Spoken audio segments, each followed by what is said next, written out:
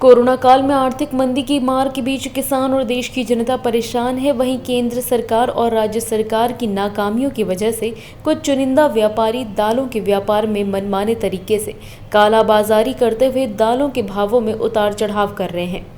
व्यापारी अपनी काली कमाई को अंजाम देकर गरीब और मध्यम वर्गीय परिवार को और आर्थिक मार झेलने पर मजबूर कर रहे हैं और इस पूरे काले कारनामे पर सरकार हाथ पर हाथ रखकर मौन बैठी नजर आ रही है।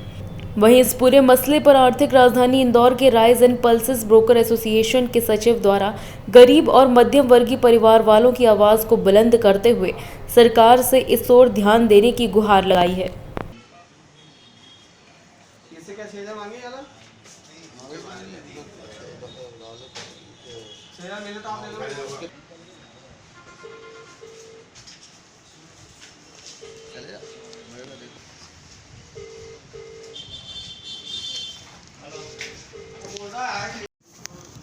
किस तरह का भाव उतार चढ़ाव हो रहा है, किस तरह का तेजी बंदी होगी?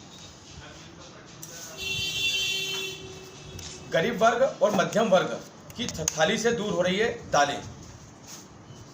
विगत एक माह से, यदि हम आज से ठीक एक माह पूर्व की बात करें 7 सितंबर की, और आज 7 अक्टूबर है, इस एक माह में जो दालों के अंदर तेजी मद्दी हुई है वो अप्रत्याशित तेजी मद्दी हुई है।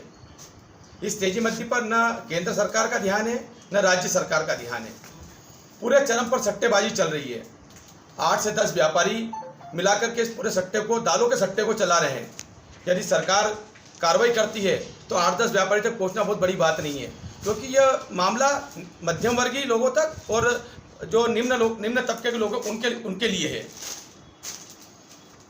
जहां तक मेरा ध्यान है कि सरकार की दालों के उतार चढ़ाव में कोई किसी प्रकार की नीति नहीं है।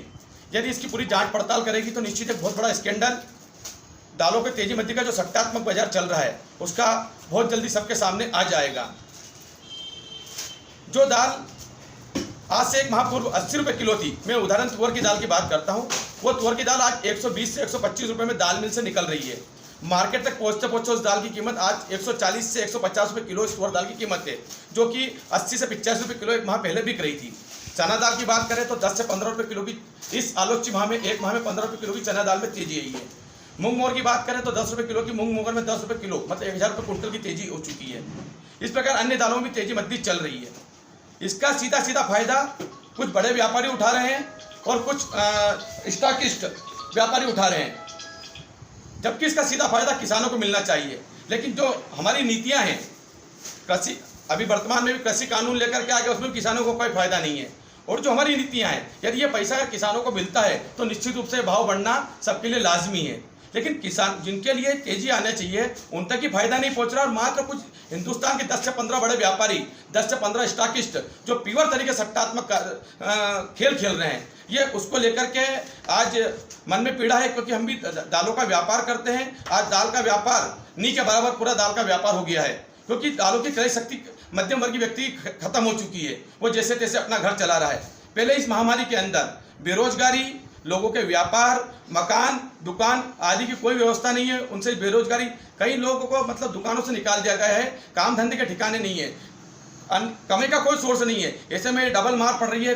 अगर बाजार में दाल लेने वो 80 रुपये किलो के हिसाब से जाता है तो 80 रुपये लेकर के जा रहा है, उसको 1 किलो दाल के हिसाब से जा रहा है, उसको आधा किलो दाल 80 रुपये के अंदर मिल रही है। तो मेरा सरकार से निवेदन है कि कृषि कानून और जो सरकार को उतारने, चढ़ाने, गिराने का जो खेल चल रहा है विगत 6-7 माह से, यदि इन कृषि जिन्सों पर ध्यान दे जिससे किसानों को डायरेक्ट फायदा मिले, अगर इसके ऊपर ध्यान देगी तो निश्चित रूप से मध्यम वर्गीय परिवारों को और एक निम्न वर्गीय परिवारों को, जो कि सरकार कहती है हम गरीबों की सरकार है, दलितों की सरकार है, निर्धन लोगों की सरकार है, लेकिन अभी जिस प्रकार से जो पिछले 6-7 माह से सरकारों के अंदर हस्तक्षेप करना, राज्यों में हस्तक्षेप करना, सरकारें गिनाना, उसके अंदर अपना दिमाग लगा कर रखा है। यदि इस अनाज के अंदर कहीं ना कहीं अपना इस महत्वपूर्ण दिमाग का उपयोग करेंगे तो निश्चित रूप से हिंदुस्तान की जनता को फायदा होगा। पहले कोरोना महामारी चल रही है, कई घरों में अनाज के ठिकाने नहीं है। ऐसी स्थिति में व्यापारी क्या करेगा, दुकानदार क्या करेगा, उपभोक्ता क्या करेगा? उपभोक्ता तक पहुंचाने के लिए सरकार को तुरंत इसके अंदर संज्ञान लेना चाहिए। मैं जेनेश झांझरी, सचिव श्री इंदौर अनाज तिलन Shri Indore rice and pulses brokers association Indore. Bureau report, JSR Times, Indore. ताज़ा खबरों के लिए सब्सक्राइब करें JSR टाइम्स और साथ ही नोटिफिकेशन पाने के लिए बेल आइकन को दबाएं।